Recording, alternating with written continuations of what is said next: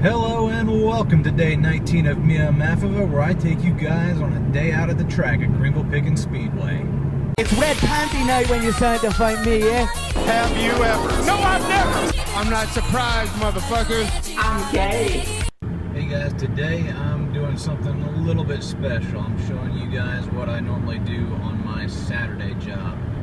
I got a primary job that I work 9 to 5. Well, on a good day, 9 to 5, Monday through Friday. More like 9 to 9 most days. But anyway, on Saturdays I do this job over Greenville-Pickens Speedway, doing video work, maybe announcing the races if they don't have anybody to do it over there, and just helping out my buddy Punny, taking videos, interviewing drivers, setting up GoPros inside of cars and on the tracks and everything. Make a good bit of money doing that, but really this is a job I do for free. I absolutely love racing. I've been coming up to Greenville-Pickens Speedway, gosh, since before I was born. My mom was taking me up there when she was pregnant. My dad was up there racing, and like throughout my childhood, every single Saturday night I'd spend up here watching my grandpa and my uncle race. And so this place got a special place in my heart, and to be able to work there and make money there is truly, it's a privilege. It's it's awesome.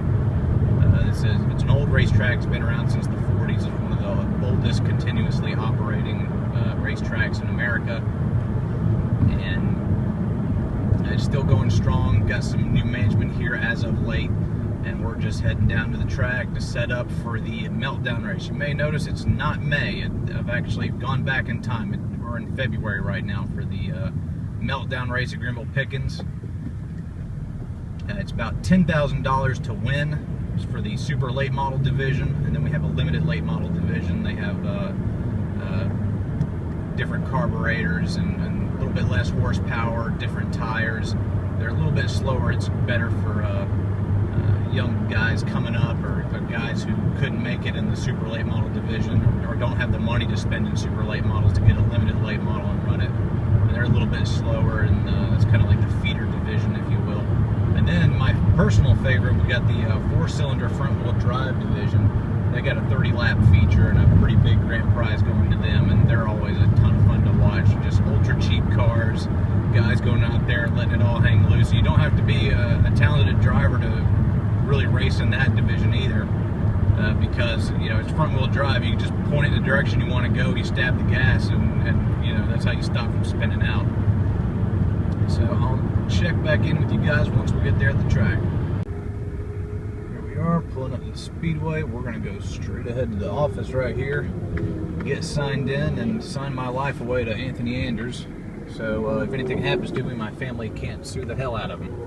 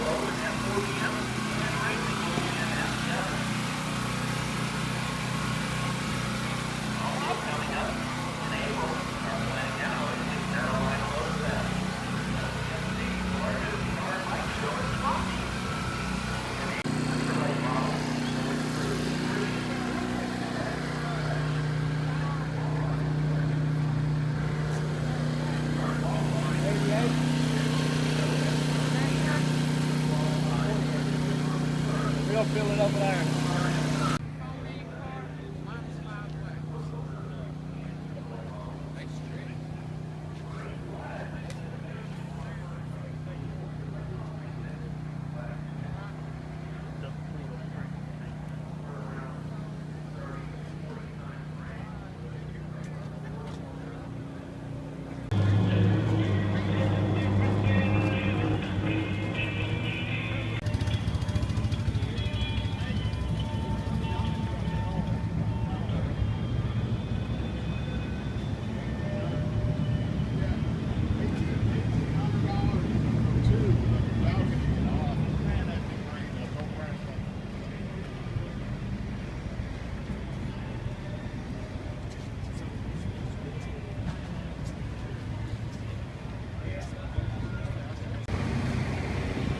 some of these cars cost, you know, $30,000 to $50,000, $60,000, but even more expensive than that is how you get it to the track.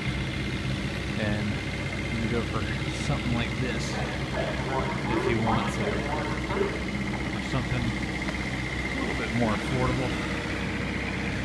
Just a Ford F-350 and a covered trailer versus the big semi setup. Well, there is the booth where I first showed you a little bit of practice session. There's turn 1 is the townhouse. Turn 1 bar over there. You can rent that out if you want to and just have the whole place to yourself. Scoring monitor. All the cars lined up for qualifying. Over there in turn 2 at pit exit. Going down the back stretch into turn 3. The main gate entrance, how everybody gets inside the track. And through turn 4, tire barn in the way, and then right over to start finish line, which is right underneath the booth and the press box and all that. And the coolest thing about Greenville-Pickens Speedway has to be this back stretch 3-tier setup we got. People be camping out there during nighttime races and have bonfires going and stuff. It's awesome back there. And it wraps all the way around into turn 1, goes all the way into turn 3 over there. Normally they do Saturday night racing, and since this is the opening weekend, really just exhibition race to kick off the year, February 3rd. We're just running the daytimes so we can beat the cold. I think the high for today is like 43 degrees, which is going to cause a lot of interesting problems with tires and stuff. Tires like to be nice and hot, so that way you can stick to the pavement in this kind of cold weather and cold asphalt. Typically you get a lot of slipping and sliding around, so it'll be really interesting those first few laps until the tires can get some temperature in them and they can start sticking a whole lot better. And that's also going to make qualifying interesting. Qualifying determines your starting position. You get 2 laps. They take their best of those 2 laps, and that first lap's always going to be slower in temperatures like this. And because you're just really just using that first lap to heat them up, and then on that second lap you go, and that makes qualifying really interesting. I always like watching qualifying during cold weather months, during the summer, you know, and when everything's nice and hot and the track's all hot, tires are hot, you know, you get that first lap in and you're one and done and guys just park it. It's kind of boring if you ask me. I like it this way. See, that's what I'm talking about, everybody cooking out, a couple fires going, keeping warm over there, somebody really grilling out over there.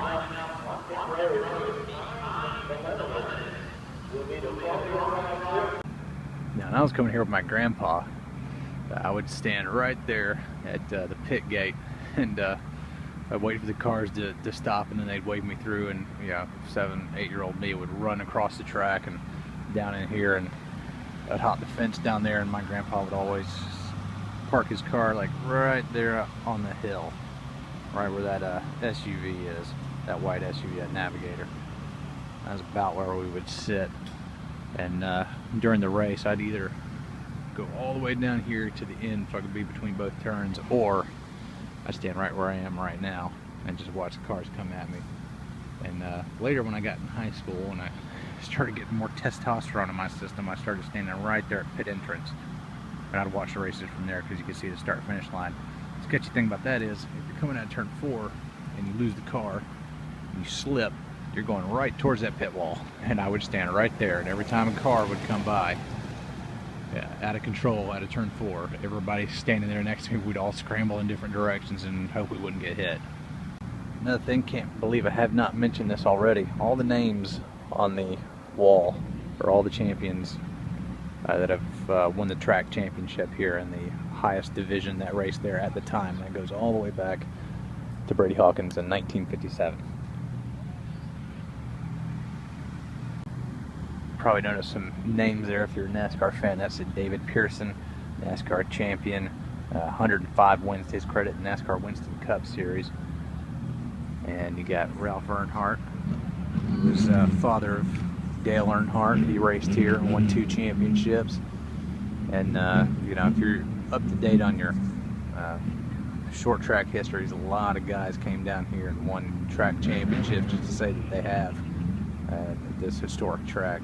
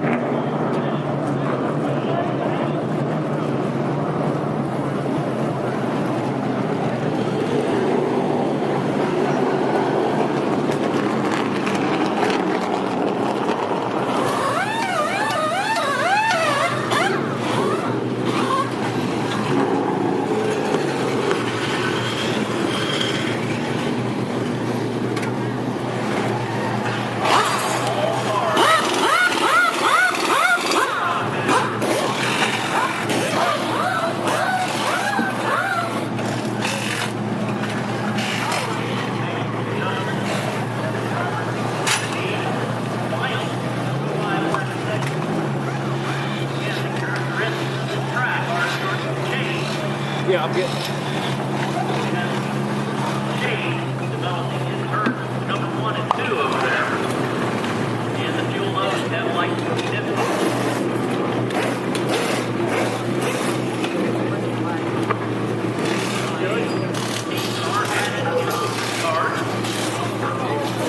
Temperature has actually creeped up 45 degrees now here.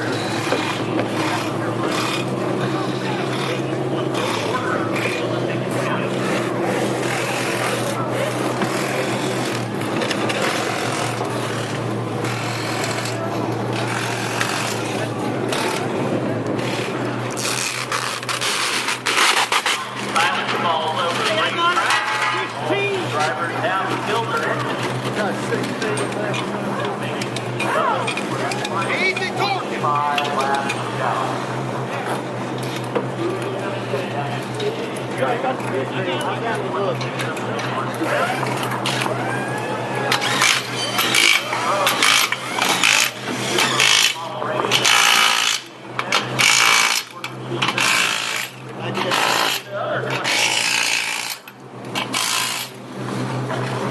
Early leader, 54 of Matt Craig, getting best first half of this race.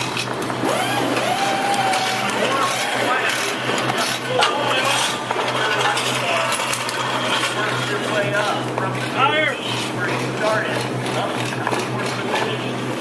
Ryan and Bull. 2 of Don Wilson, left right there in that fifth position.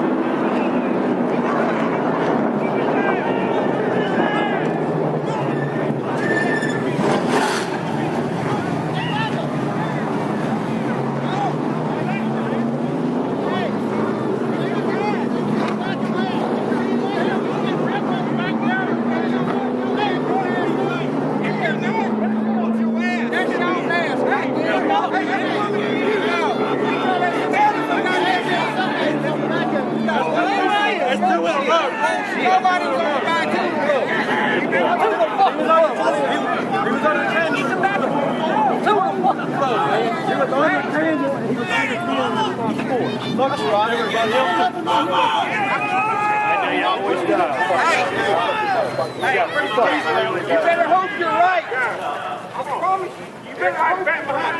Kick your ass, boy. He's dead for you. You better be ready. I'm bad for you. Be ready to get yourself. I got the number. Lord, you stop.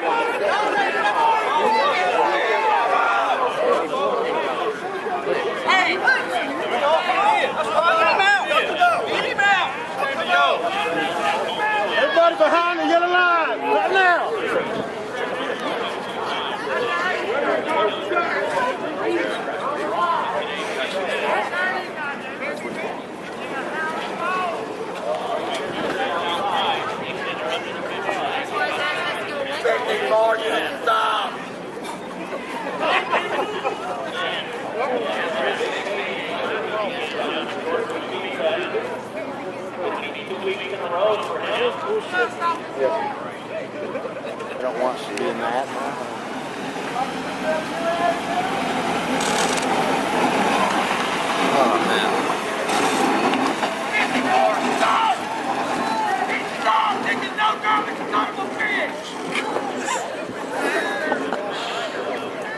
Go back, Greg!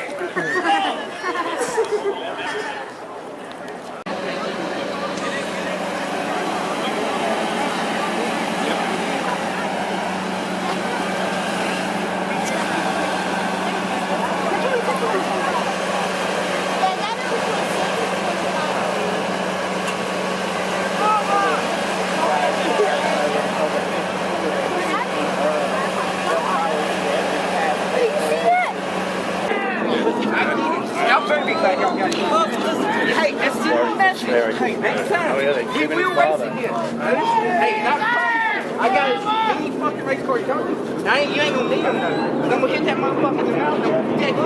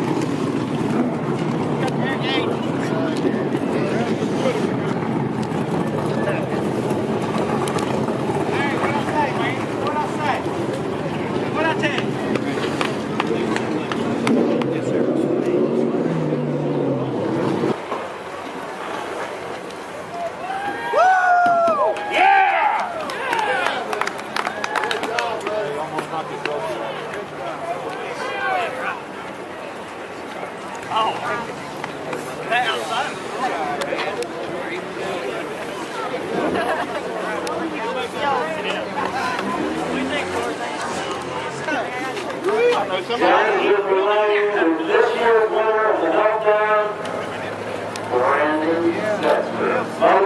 Really goes back to race. We didn't see anything about you. You're back there changing tires, serving that race car, but here we are in Greenville lane. So tell us about it, Brandon. Oh yeah, man. I don't know how I'm here either, honestly, man. We got lucky. Some of the best cars got taken out. We just put ourselves in position where we needed to be, kept the car clean, didn't get any incidents, and man, here we are. I don't know how it happened. We didn't have the best car, but my guys never gave up, kept digging. They kept my spirits up whenever we went the best, so I owe it to them for sure for keeping my spirits up. And man, it's awesome. Got to thank all my sponsors, Romeo Gas, Jewelry Exchange, Brown Brothers Plumbing, Russo Frame Shop, all them guys that couldn't be here without them. So it's awesome for sure. This track takes a lot of patience, and you surely had that patience. You want to save those tires right till the end of the race. And maybe a little bit of this is in the genes too. We've heard the Setzer name before around the racing circles. I believe it's a Dennis Setzer. You ever heard of that guy? Oh yeah, he was always impressive watching him save tires and lay back, keep his nose clean and all that stuff. So watch and learn from the best, I feel like. So trying to take after that, and it kind of worked out for us tonight. I hate it for all the guys that got spoiled tonight. So bad for those guys that free water in the race car. But man, it's super special for us for sure. Now, this is the first time here at Greenville-Pickens Speedway? I've run here a couple times in a super, had immediate success. I mean, not great, but this is the big one for us. New racetrack on the win list. That's big. Well, Brandon, on behalf of Anthony Andrews and all the staff here at Greenville-Pickens Speedway, congratulations on your win. You go down to the record books as one of the 3 winners of the Meltdown here at the Greenville-Pickens Speedway. Awesome, yeah, that's awesome, man. And I also got thank Duck House for doing my graphics. They put a really sporty hot rod together here. Those real good on the racetrack. So thank you guys. Congratulations! I'll let you go celebrate with your crew. Big win, $10,000.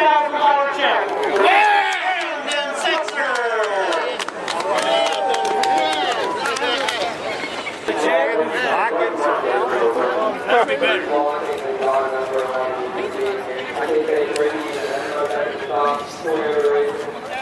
Man, let me drive it, man. Come on. So there it was, a day at the track at Greenville-Pickens Speedway. I was tweeting out pretty much all day. And if you notice some quality differences in camera feed there, that was because I was switching back and forth between my real deal camera and my phone. I was tweeting out stuff for the race all the time. And I got like 3 new followers on Twitter. I got a bunch of retweets, like too many to count. My phone was going off with alerts. At some point I just had to put it on airplane mode just so I could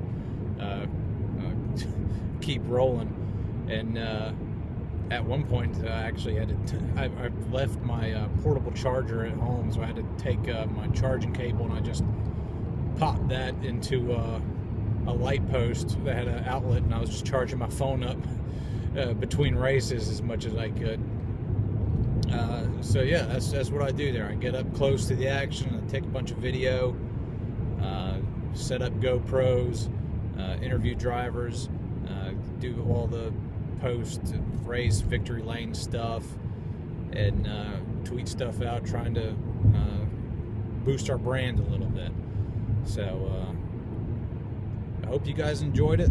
That's what I do for fun and for a little bit of extra money on the weekends. If you live near a short track and you want to get in over there, just go out there and just say, hey, just volunteer and say, hey, I got a camera and I want to take some video down here. Chances are, if you can show them like, hey, I got a YouTube, I got a Twitter profile, I got all these followers, you know, can I come down here and just shoot video? Chances are they'll let you into the place for free and feed you too, because I was going to the concession stand getting you know, a couple of sodas and some food. And I didn't have to pay for it because I'm just there working at the track. So hope you guys enjoyed it. Maybe, just maybe, you understand why I like motorsports so much. And if you still don't get it, well, hey, I don't get baseball and I don't get hockey and I don't get soccer. So different strokes for different folks. But I'm Slap Shoes. It's been real. Take it easy.